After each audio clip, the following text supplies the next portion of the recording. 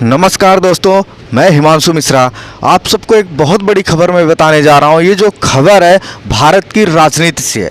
आप सबको याद होगा कि कांग्रेस ने पूर्व प्रधानमंत्री पीवी नरसिम्हा राव के साथ क्या किया था।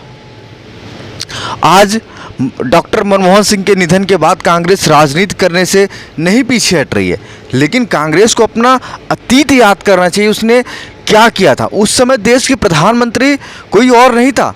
आज जिनके समाधि स्थल के लिए कांग्रेस रो रही है, गिड़गिड़ा रही है, उन्होंने ही पीवी नरसिम्हा राव जी का अंतिम संस्कार दिल्ली में करने से मना कर दिया था। पीवी नरसिम्हा राव ही थे जिन्होंने डॉक्टर मनमोहन सिंह को देश का वित्त मंत्री बनाया था। आप सोच सकते हो कांग्रेस कितनी हद तक गिर सकती है। लेकिन भारतीय जनता पार्टी ने क्या किया? आपको पता होगा, कांग्रेस ने सिर्फ अफवाह फैलाई, लेकिन केंद्र सरकार ने भूमि अधिग्रहण से लेकर सब कुछ का एक समय दिया है। इस तारीख के अंदर हो जाएगा। उनकी स्मृति भी बनेगी, उनकी स्मारक भी बनेगा। मतलब मोदी सरकार ने उस पर संपूर्ण सम्मान दिया। कांग्रेस ऐसे नहीं किया। लेकिन सोशल मीडिया पे जो छिड़ी जंग है, इसमें कांग्रेस का जो अतीत है, उन्होंने जो पीवी नरसिम्हा राव के साथ किया वो जग जाहिर है। आइए बताते हैं, सोशल मीडिया की एक जंग है। उन्होंने क्या किया, क्या नहीं किया, ये आपको बताते हैं। नरसिम्हा राव के साथ क्या हुआ था मुझे ठीक से याद नहीं आ रहा। शायद माइनो परिवार ने कांग्रेस के ऑफिस नहीं आने दिया। बस जीके के लिए पूछ रहा हूँ, श्रीनिवास यार, ये माइनो परिवार कौन था? नरसिम्हा राव से क्या दुश्मनी थी? कांग्रेस ने अपनी ही सरकार होते हुए पीवी नरसिम्हा राव का शव कांग्रेस दफ्तर में भी नहीं आने दिया, क्योंकि पीवी नरसिम्हा राव देश के पंत प्रधान थे, गांधी परिवार की गुलामी नहीं करते थे। नेहरू जी, देश के पूर्व प्रधानमंत्री पीवी नरसिम्हा राव जी का अंतिम संस्कार दिल्ली से दूर हैदराबाद क्यों करना पड़ा था, जबकि उस समय देश में सरकार कांग्रेस की थी और नरसिम्हा राव कांग्रेस पार्टी से ही देश के प्रधानमंत्री बने थे।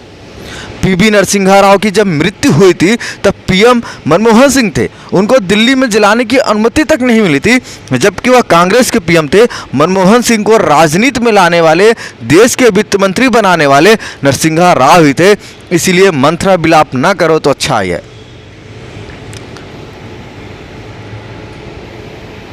अटल और मनमोहन सिंह में रत्ती भर फर्क नहीं है। नरेंद्र मोदी को अपना टुच्चापन नहीं दिखाना चाहिए, कांग्रेस के लोग कह रहे हैं। अब आप सोच सकते हो।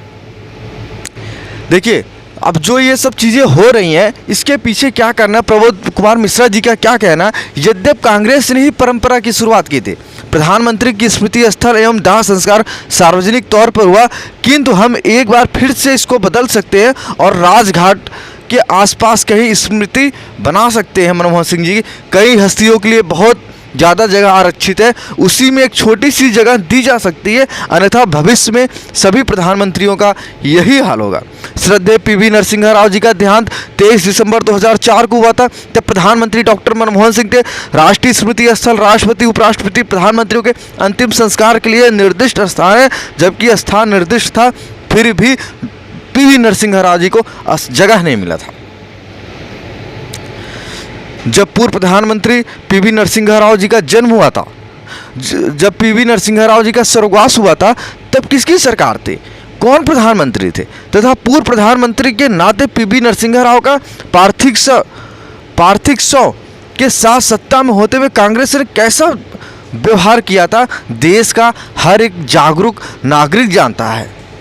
पूर्व प्रधानमंत्री पीवी नरसिम्हा राव के निधन के समय कांग्रेस की सरकार थी। ऐसी क्या मजबूरी रही होगी कि उन्हें निगम बोध का घाट भी नसीब नहीं हुआ। पीवी नरसिम्हा राव,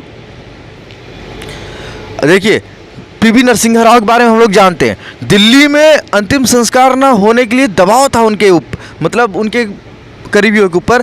23 दिसंबर 2004 को जब पीवी नरसिम्हा राव ने अंतिम सांस ली, गृह मंत्री शिवराज पाटिल ने राव के छोटे बेटे प्रभाकर राव को हैदराबाद में अंतिम संस्कार की सलाह दी। प्रभाकर ने गुजरे 30 साल से अधिक वक्त के अपने पिता के दिल्ली से जुड़ाव का जिक्र किया।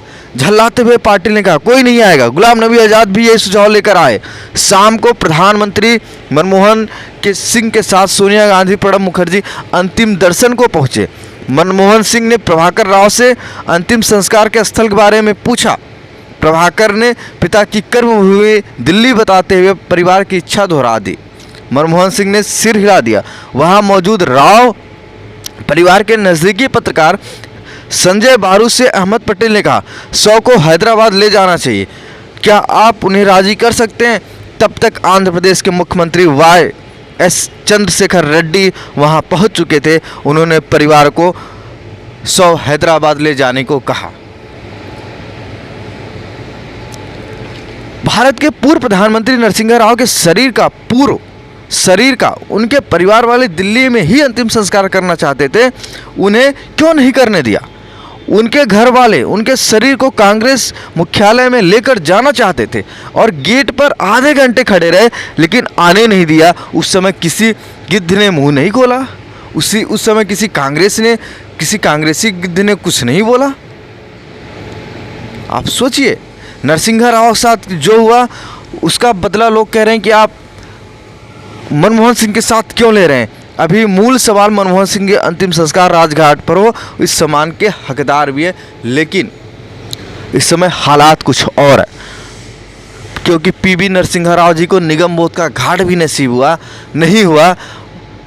उन्हें हैदराबाद में जलाना पड़ा, उनका अंतिम संस्कार हैदराबाद में करना पड़ा। सोचिए कांग्रेस कितनी तुच्ची राजनीति, कितनी नीचता की राजनीति करती थी और अभी भी करती है, लेकिन केंद्र की मोदी सरकार ने अपने प्रधानमंत्रियों को उचित सम्मान देने के लिए तत्पर है और निगम बोध में उनका अंतिम संस्कार होगा और राजघाट के आसपास उन